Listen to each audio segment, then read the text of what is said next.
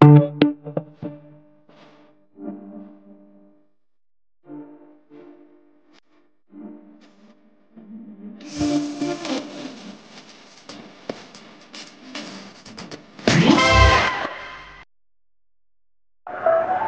semuanya, pada video kali ini kami akan menjelaskan materi tentang struktur protein. Sebelum itu, perkenalkan, kami dari kelompok 10 yang beranggotakan Intan Amanda Welfa, Muhammad Fikri Satriawan Denhas, Irania Agustina, Nandita Zalfa Abelia, Kalika Arumdaun Azalea, Nastia Nurbaiti, Muhammad Amar Hunafa, Syafira Naila Sofa, Mutiara Zahra Almeka, dan Tirda Shanovarana. Jadi kita bakal jelasin tentang apa itu protein. Nah, sebelumnya protein ini merupakan makromolekul polipeptida yang tersusun dari sejumlah L asam amino yang dihubungkan oleh ikatan peptida. Nah, suatu molekul protein ini disusun oleh sejumlah asam amino dengan susunan tertentu dan bersifat turunan. Asam amino tadi itu terdiri atas unsur-unsur karbon atau C, hidrogen atau H, oksigen atau O, dan nitrogen atau N. Nah, di sini ada struktur asam amino. Nah, C itu kan mengikat 4 atom karbon. Nah, yang diikat adalah hidrogen di bagian atas, dan COOH itu gugus karboksil, NH2 itu amina, dan yang R itu alkil. Nah, saat asam amino ini berada di bawah air, itu akan berubah jadi ion. Yang tadinya NH2 itu jadi NH3+, yang dari COOH itu bakal jadi COO-, karena plusnya dipindah ke arah NH. Jadi, ion tersebut disebut suterior. Nah, jadi struktur asam amino ini mempunyai rantai samping yang bervariasi. Beberapa contohnya itu yaitu yang pertama alanin, merupakan asam amino yang mempunyai rantai sampingnya berupa CH3 yang sederhana. Kemudian ada leusin, yaitu asam amino yang rantai sampingnya lebih panjang dan bercabang. Terakhir, yaitu histidin, merupakan asam amino yang rantai sampingnya memiliki cincin aromatik berupa benzen. Terdapat ratusan jenis asam amino. Namun, di antara banyaknya asam amino tersebut, hanya sebagian kecil asam amino yang mampu berikatan atau bergabung membentuk protein. Sementara sisanya hanya mampu berdiri sendiri dan tidak membentuk struktur protein. Pada manusia dan hewan, terdapat 20 jenis asam amino yang berperan sebagai bahan penyusun protein. Kelompok tersebut disebut sebagai asam amino proteinogenik. Nah, berikut merupakan gambar dari ratusan jenis asam amino dan hanya 20 jenis diantaranya yang merupakan penyusun protein. Nah, ini merupakan gambar jelas dari 20 jenis asam amino yang menyusun protein atau asam amino proteinogenik. Kedua puluh jenis asam amino ini memiliki sifat yang berbeda-beda karena rantai sampingnya yang berbeda pula.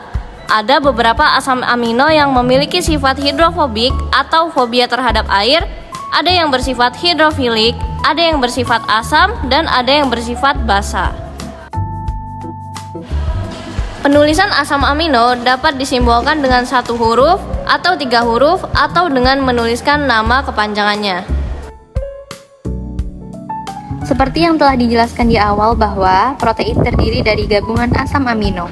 Pertanyaannya sekarang adalah berapa banyak asam amino yang harus digabungkan untuk membentuk protein?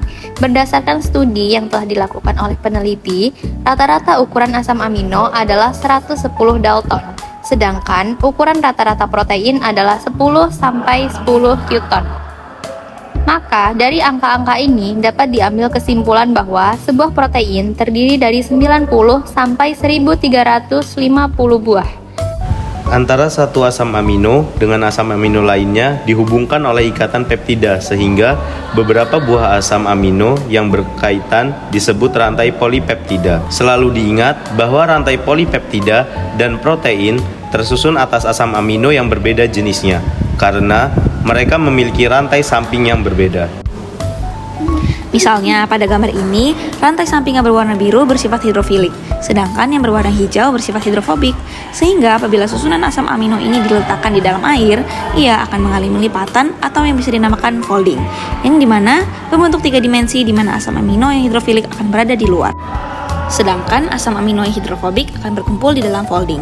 Ini terjadi apabila protein berada di lingkungan yang sesuai, dan apabila terjadi perubahan lingkungan seperti temperatur, pH, ataupun penambahan zat kimia, maka lipatan protein ini dapat kembali terurai dan bisa kehilangan fungsinya, dan proses ini disebut dengan denaturasi. Namun, bila kondisi lingkungan kembali mendukung, protein ini dapat kembali mengalami folding, yaitu melalui proses yang disebut dengan renaturasi. Fungsi asam amino. Yang pertama, menghasilkan antibodi. Kedua, membentuk jaringan tubuh, dan yang terakhir, membuat saluran khusus di membran sel. Tahapan-tahapan yang harus dilalui oleh asam amino untuk dapat menjadi protein, hal ini biasanya disebut protein struktur level, yang menunjukkan tingkat kompleksitas suatu protein. Ada protein sederhana yang hanya sampai pada level sekunder, dan ada protein kompleks yang mencapai level kuaternar. Mari kita bahas satu persatu. Struktur primer merupakan susunan beberapa buah asam amino yang memanjang.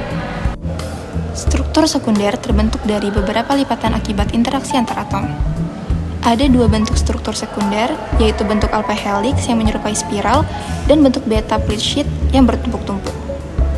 Struktur tersier merupakan gabungan beberapa struktur primer dan sekunder yang membentuk subunit protein 3 dimensi. Struktur kuaternar merupakan gabungan beberapa struktur tersier yang membentuk protein yang besar dan kompleks.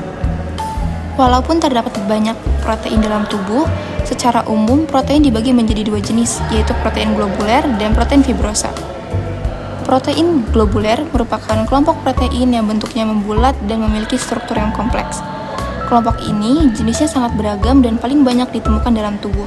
Contohnya adalah enzim, hormon insulin, hemoglobin, dan imunoglobulin atau antibodi. Protein fibrosa merupakan kelompok protein yang bentuknya tipis dan memanjang. Biasanya bersifat tidak larut air, statis, dan berperan sebagai pembentuk struktur tubuh. Bentuk protein fibrosa sangat sederhana dan didominasi oleh struktur level sekunder yang berulang-ulang. Contohnya adalah kolagen yang hanya tersusun oleh 3 buah rantai polipeptida yang berbentuk alpha helix. Contoh protein fibrosa yang lain yaitu keratin yang menyusun bulu rambut dan kuku, serta protein penyusun sutra dan jaring laba-laba.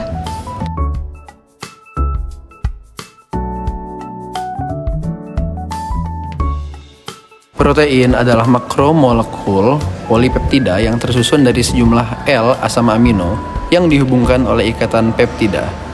Molekul protein disusun oleh sejumlah asam amino dengan susunan tertentu dan bersifat turunan.